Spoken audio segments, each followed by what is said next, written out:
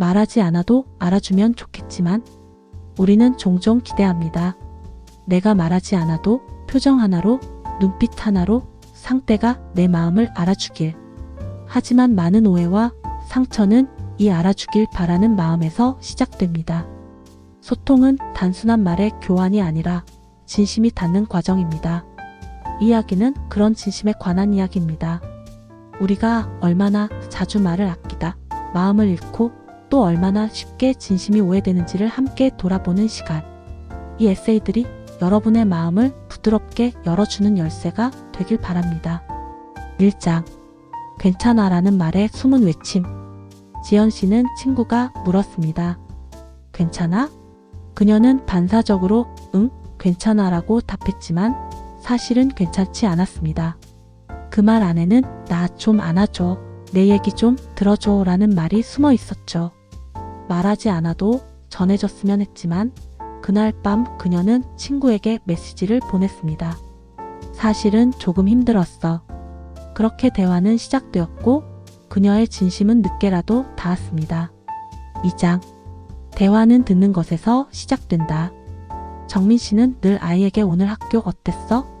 라고 물었습니다. 그런데 아이는 그냥 그랬어 라고만 답했습니다.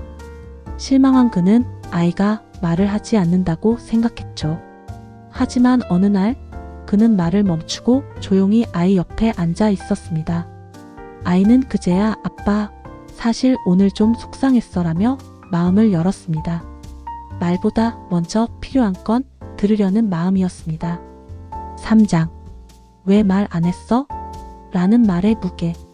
소연 씨는 친구와 싸웠습니다. 친구는 그런 일이 있었으면 왜 말 안 했어? 라고 했지만 소연 씨는 말할 수 없었다고 느꼈습니다. 말하는 게 더 상처일까 두려웠기 때문이었습니다. 그제서야 그녀는 깨달았습니다. 때로는 말하지 못하는 것도 마음의 표현이라는 것을. 소통은 강요가 아니라 기다림이라는 걸요. 4장. 침묵이 만든 거리. 영훈 씨는 연희과의 대화가 점점 줄어든다는 걸 느꼈습니다. 처음에는 서로 바빠서라고 생각했지만 사실은 감정이 쌓였음에도 꺼내지 못했기 때문이었습니다. 그는 어느 날 손편지 한 장을 건넸습니다. 요즘 내 표정이 낯설어. 내 마음도 어딘가에서 멀어졌어. 그 편지는 그들의 대화를 다시 열어주는 열쇠가 되었습니다. 5장. 다정함도 말로 표현되어야 한다. 은비 씨는 늘 가족을 아끼고 사랑했지만 말로 표현하는 것이 익숙하지 않았습니다. 말하지 않아도 알겠지라는 생각은 결국 오해만 만들었습니다. 어느 날 어머니의 생신에 처음으로 사랑해요 라는 말을 했고 어머니는 눈물을 보였습니다. 말 한마디가 가족의 마음을 녹일 수 있다는 걸 그녀는 그제야 깨달았습니다. 6장. 우정은 작은 말에서 시작된다.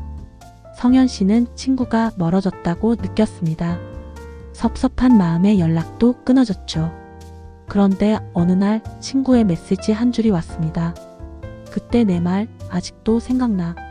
서로 오해하고 있었던 걸 알게 되었고 작은 대화로 다시 마음이 이어졌습니다. 우정도 소통이 필요한 관계였습니다. 7장. 미안해라는 말의 용기. 수정 씨는 남편과 다툰 후 며칠간 말없이 지냈습니다. 자존심이 상해 먼저 사과하고 싶지 않았지만 마음은 점점 멀어졌습니다. 결국 그녀는 짧은 문자 하나를 보냈습니다. 미안해. 내 마음이 복잡했어. 그 한 줄이 다시 대화를 시작하게 했습니다. 용기는 때로 가장 짧은 말에서 시작됩니다. 8장. 부모님과의 첫 대화. 준호 씨는 아버지와 어릴 때부터 말이 없었습니다. 대화는 늘 필요할 때만 오갔고 감정은 말로 표현되지 않았습니다. 어느 날 그는 술자리에서 조심스럽게 물었습니다. 아빠는 나 어릴 때 어떤 아들이었어? 그 질문 하나가 아버지의 긴 이야기를 불러냈습니다. 그렇게 처음으로 그들은 서로를 이해하기 시작했습니다. 9장. 무심코 던진 말의 상처. 혜진 씨는 직장에서 동료가 던진 농담에 마음이 상했습니다. 웃어 넘겼지만 집에 돌아와서 눈물이 났습니다. 다음날 그녀는 조심스럽게 말했다. 그 말 나에겐 조금 아팠어. 동료는 미안하다고 사과했고 서로를 더 배려하게 되었습니다. 진심을 말하는 건 용기지만 관계를 지키는 방법이기도 했습니다. 10장. 사랑은 표현될 때 사랑이다. 지수 씨는 남자친구와의 관계가 무뎌졌다고 느꼈습니다. 데이트는 반복되고 말은 줄어들었습니다. 어느 날 그녀는 작은 쪽지에 너랑 함께 있는 이 시간이 참 좋아라고 적어 건넸습니다. 그 말에 남자친구는 놀라고 감동했습니다. 표현되지 않는 마음은 마음이 아닐 수도 있다는 걸 그들은 함께 배웠습니다. 11장. 친구의 말이 내 마음을 살렸다. 우울한 날 영주는 친구에게 아무 말 없이 통화 버튼을 눌렀습니다. 친구는 그냥 오늘은 내 얘기 듣고 싶어라고 말했습니다.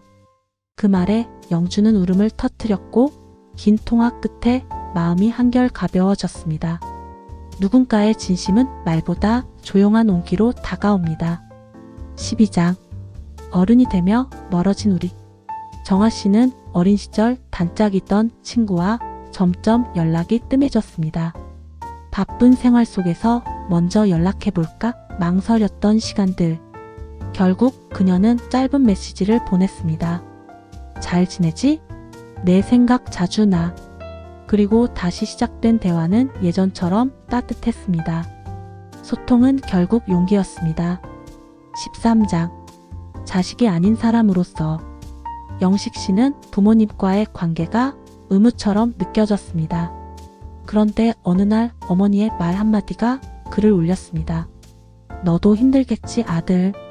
그는 처음으로 부모님께 자신의 이야기를 꺼냈고 그날 이후 그들은 부모와 자식이 아닌 사람 대 사람으로 대화하게 되었습니다. 14장. 오래된 연인에게 말하지 못한 말. 수진 씨는 연애 8년 차입니다. 말하지 않아도 서로를 아는 사이지만 그래서 더 대화를 잃어버렸습니다. 어느 날 그녀는 남자친구에게 말했습니다. 요즘 나 너한테 예쁘게 보이고 싶어. 그 말에 남자친구는 웃으며 답했습니다. 나도 그래. 오래된 관계일수록 새로운 대화가 필요했습니다. 15장. 아이의 언어를 배우는 부모. 은찬 씨는 5살 아들과 대화가 어렵다고 느꼈습니다. 아이는 말이 적었고 은찬 씨는 답답했습니다. 그러다 아이가 종이에 그림을 그리고 조용히 보여주었습니다.